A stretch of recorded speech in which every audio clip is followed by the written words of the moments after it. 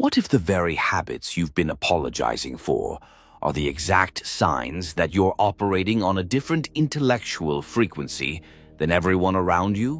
What if the things people call your flaws, your arrogance, your overthinking, your coldness, your secrecy, your refusal to follow rules are not defects, but signals that you see the world not as it pretends to be, but as it is?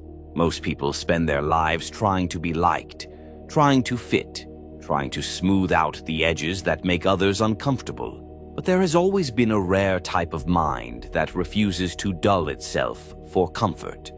A mind that understands something most never will. Morality is a language, but power is the grammar.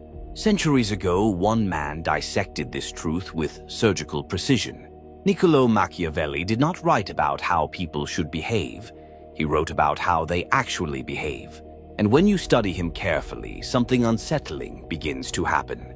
You start recognizing yourself. The habits you've been told are hot start looking strategic. The traits you were pressured to suppress start looking like weapons. And the more you observe the herd, the clearer it becomes.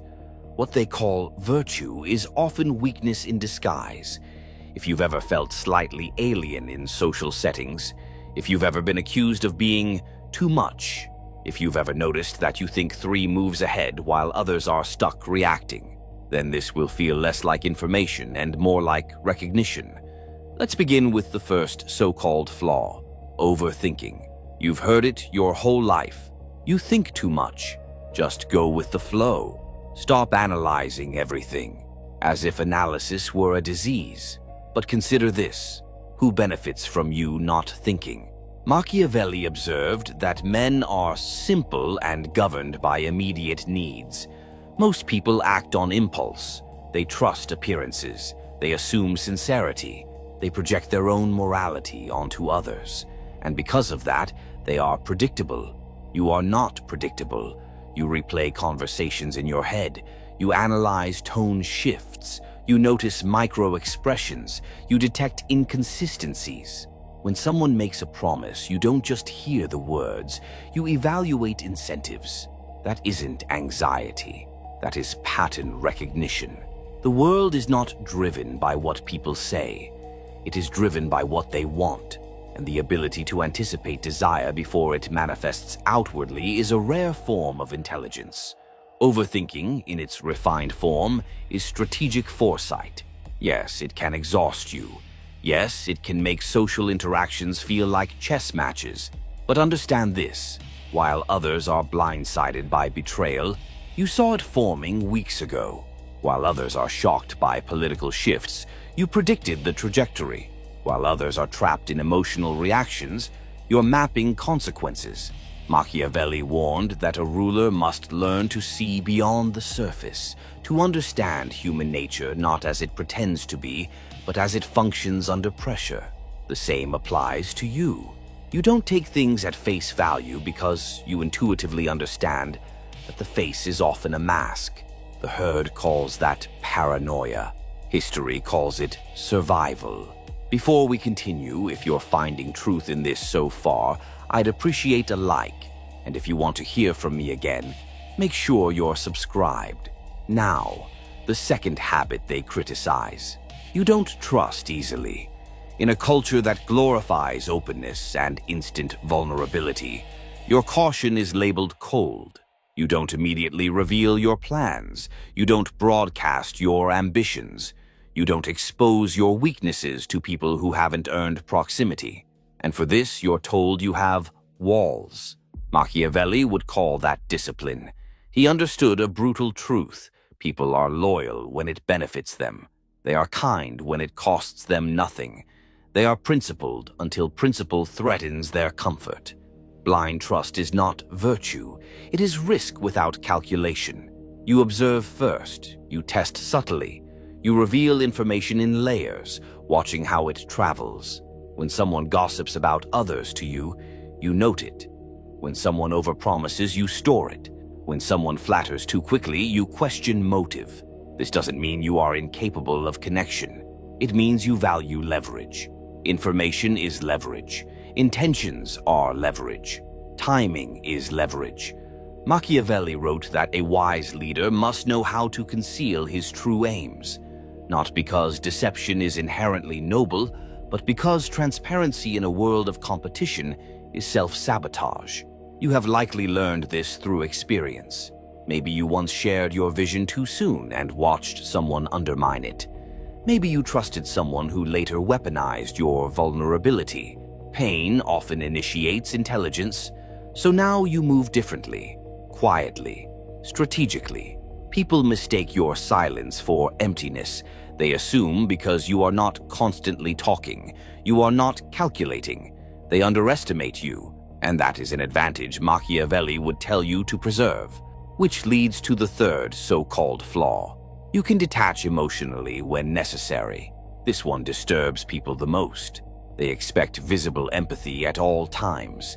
They expect outrage when they are outraged, excitement when they are excited, despair when they are despairing.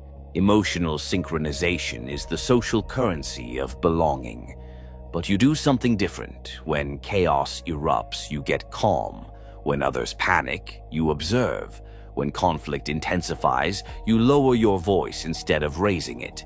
This is often interpreted as coldness, as lack of feeling, as indifference. But Machiavelli made something painfully clear. If you allow your decisions to be ruled by emotion, you will be ruled by those who manipulate emotion. A leader, or any person navigating power structures, must sometimes act against what feels good in the moment. Mercy can inspire loyalty, but excessive mercy invites exploitation. Generosity can build alliances, but naive generosity drains resources. You understand that emotions are data, not dictators. You feel them, but you do not let them steer blindly. That detachment allows you to make choices others can't. To walk away when attachment would destroy you. To hold boundaries when guilt tries to erode them.